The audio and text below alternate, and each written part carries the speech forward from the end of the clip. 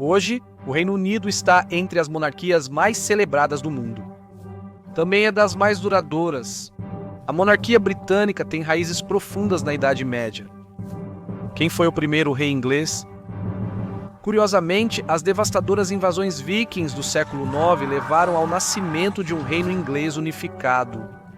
Hoje, no Real Crusades History, vamos explorar o passado da Inglaterra e conhecer o primeiro rei inglês, que surgiu do confronto quase apocalíptico entre anglo-saxões e vikings.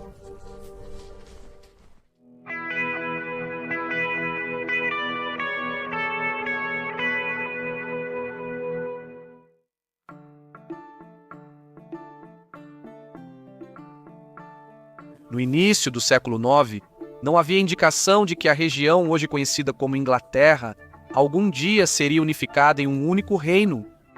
Em vez disso, existiam vários pequenos reinos anglo-saxões, cada um governado por seu próprio chefe. Com o início da Era Viking, navios escandinavos, principalmente da atual Dinamarca, começaram a surgir na costa inglesa e realizar ataques devastadores às populações locais. No século IX, os ataques se tornaram invasões em larga escala. Em 865, o grande exército pagão viking atacou os reinos anglo-saxões. Em 10 anos, quase todos caíram. Nortúmbria em 867, Anglia Oriental em 869 e grande parte da Mércia entre 874 e 877. Esses territórios, chamados Danelaw, ficaram sob domínio viking. Só o reino de Wessex, liderado por Alfredo, o Grande, sobreviveu. Porém, os vikings também ameaçaram Wessex, que parecia prestes a cair para os invasores dinamarqueses. Alfredo, o Grande e sua dinastia foram os últimos defensores da Inglaterra anglo-saxônica.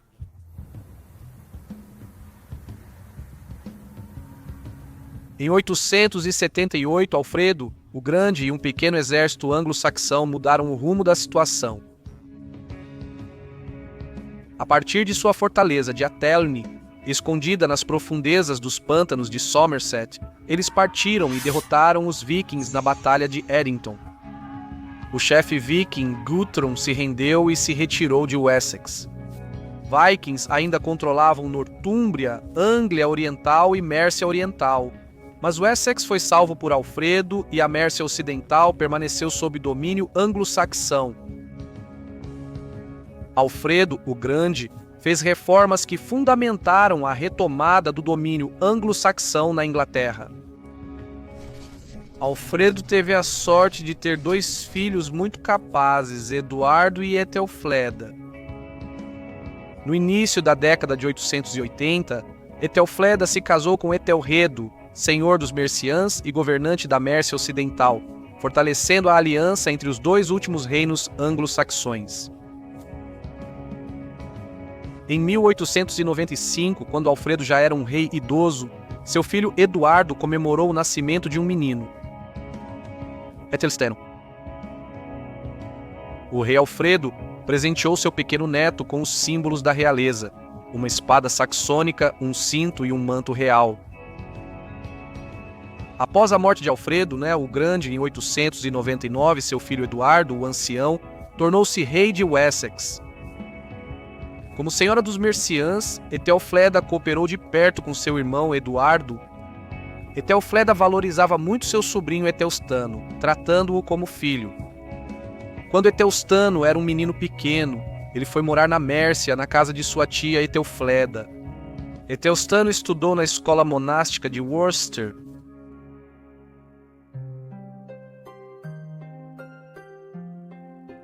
Etelstano foi alfabetizado na infância, criado com a poesia anglo-saxônica que inspirou seu avô. Apesar de nascer em Wessex, a infância de Etelstano com sua tia fortaleceu seus laços com os mercienses.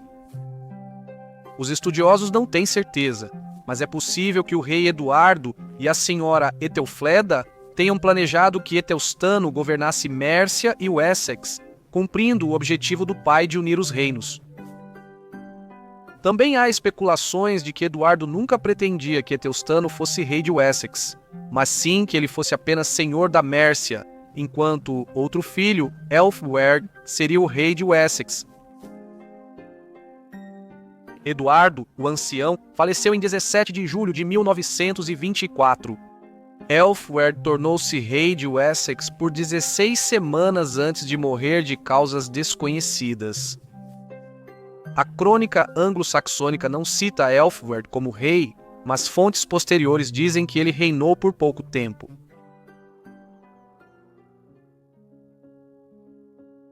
Pouco após a morte do pai, Æthelstan assumiu o governo da Mércia e de Wessex. Ele pode ter encontrado alguma resistência em Wessex por parte de alguns dos homens de alta posição no reino. Mais uma vez, os estudiosos não têm certeza. Um de seus irmãos, o Eteling Edivino, parece ter tentado assassiná-lo em Winchester. Em 925, Æthelstan virou rei de Wessex. Ele foi coroado em setembro em Kingston-upon-Thames, a simbólica fronteira entre Mércia e Wessex.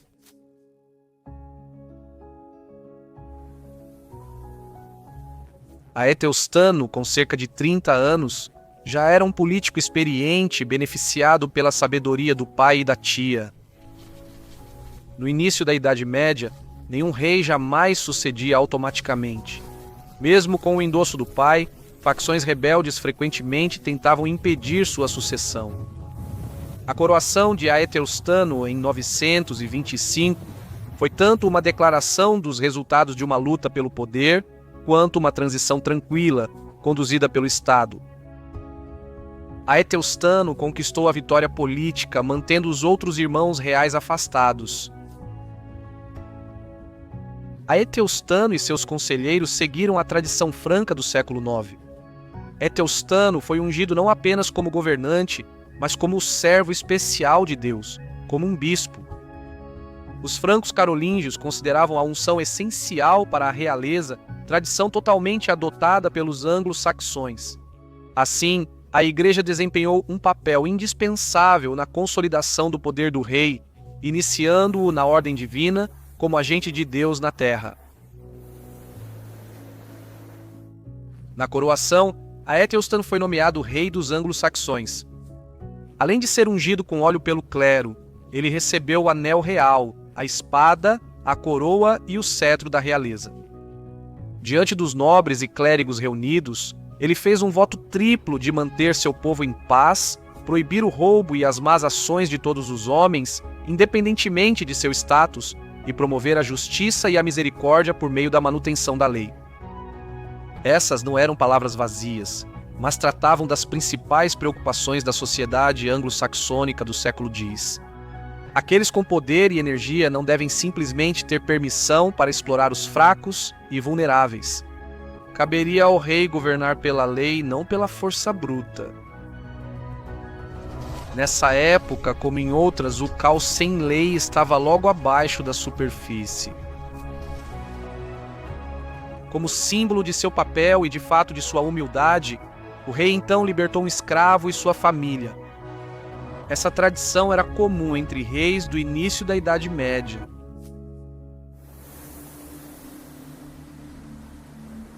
Embora Æthelstan tenha enfrentado a oposição de alguns de seus irmãos, o historiador Christopher Brooke ainda conclui que ele foi aceito como rei em Mércia tão prontamente quanto em Wessex. As diferenças locais entre esses reinos estavam se dissipando. Æthelstan continuou o trabalho de sua família ao subjugar os vikings. Em 1927, Æthelstan iniciou operações militares que expandiriam o poder saxão ocidental por toda a Grã-Bretanha. Na época, York, na Nortúmbria, era governada pelo clã viking Ivar, que também controlava Dublin, na Irlanda. Em 1927, Æthelstan invadiu a Nortúmbria, destruiu os fortes vikings e tomou York do chefe Olaf, do clã Ivar. Foi um triunfo espetacular. Com o saque, Æthelstan fortaleceu seu exército. Pela primeira vez, um rei da casa de Wessex controlava York. Como resultado, Constantino II, rei da Escócia, e Owen, o rei galês de Strathclyde, ambos se submeteram à soberania de Æthelstan. Em 928, Æthelstan subjugou os 5 reis que governavam o país de Gales. Moedas da época produzidas por Æthelstan trazem a inscrição Rex Totius Britannia, rei de toda a Bretanha. Na Páscoa de 1928, Æthelstan sentou-se em glória no trono em Exeter. Ele havia eliminado todos os seus inimigos e alcançado a subjugação de toda a ilha. Segundo David Wood, ele foi o homem mais poderoso a governar a Grã-Bretanha desde os romanos. A fama de Æthelstan se espalhou por toda a cristandade, e embaixadores de reinos estrangeiros chegavam trazendo presentes e pedindo alianças matrimoniais com suas irmãs. Otto, o Grande da Alemanha, trocou livros com Æthelstan e depois se casou com Edith da Inglaterra, princesa saxônica ocidental.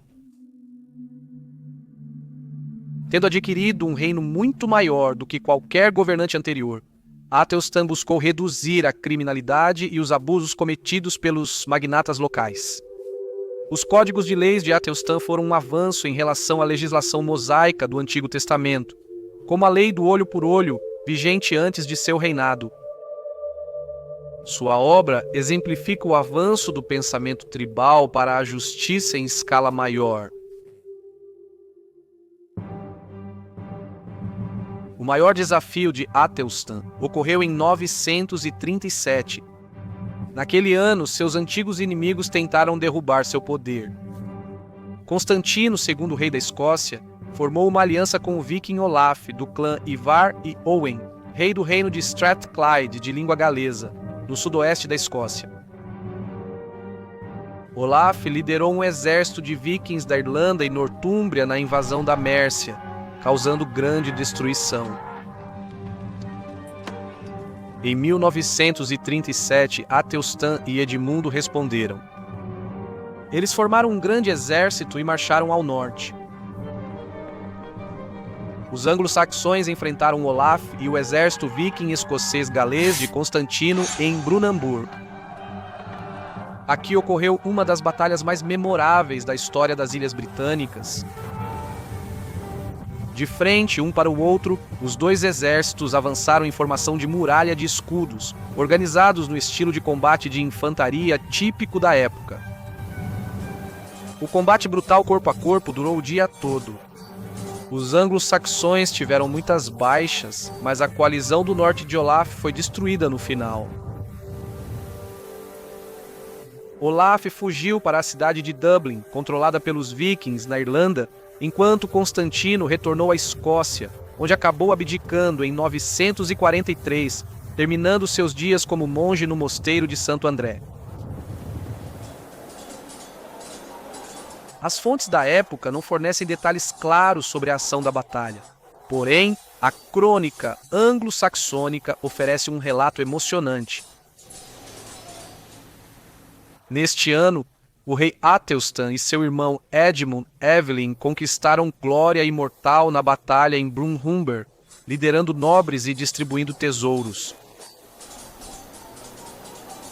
Os sóis romperam a muralha de escudos, cortaram os escudos de madeira de tilha com espadas forjadas. Seus inimigos pereceram, escoceses e homens do norte foram condenados. O campo escureceu com o sangue dos homens, desde o momento em que o sol, aquele luminoso glorioso, a brilhante vela de Deus, do Senhor Eterno, cruzou a terra nas horas da manhã, até que essa nobre criação se pôs ao entardecer. Ali vi muitos homens caídos por lanças, guerreiros do norte tombados sobre escudos e escoceses exaustos após a batalha.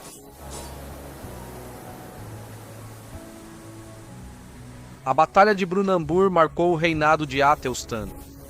Essa vitória manteve a Inglaterra unida sob Æthelstan. Por causa disso, Æthelstan muitas vezes foi considerado o primeiro verdadeiro rei dos ingleses.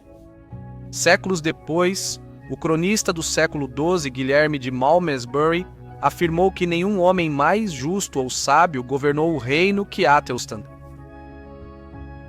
Os historiadores ainda debatem o significado do reinado de Athelstan. David Danville chama Athelstan de pai da Inglaterra medieval e moderna. Michael Wood descreve Athelstan como um dos intelectuais leigos mais importantes da história anglo-saxônica. Outros historiadores insistem que Athelstan foi mais fundamental no desenvolvimento da ideia do Reino da Inglaterra do que na realidade dele. George Molyneux escreve: celebrar Athelstan como o primeiro rei da Inglaterra é problemático, pois há poucos indícios de que, em sua época, o título de Rex Anglorum estivesse ligado de forma consistente à área que hoje chamamos de Inglaterra. Quando o governo de Athelstan era associado a alguma extensão geográfica definida, o território em questão geralmente era toda a ilha da Grã-Bretanha. Embora a questão ainda esteja aberta para debate, é certo que Athelstan controlou mais território do que qualquer governante da Grã-Bretanha desde os romanos, e o reino que ele estabeleceu está claramente no centro do reino medieval da Inglaterra. Ao morrer em 939, Athelstan foi reconhecido como um dos principais reis da Europa cristã. Hoje, alguns chamam Athelstan de Carlos Magno inglês. Obrigado por assistir. Agora, conheça Alfredo, o Grande, avô de Aethelstans, e suas batalhas contra os vikings na Grã-Bretanha do século IX. Clique no vídeo na sua tela para assistir ao documentário completo sobre a saga do reinado de Alfredo, o Grande.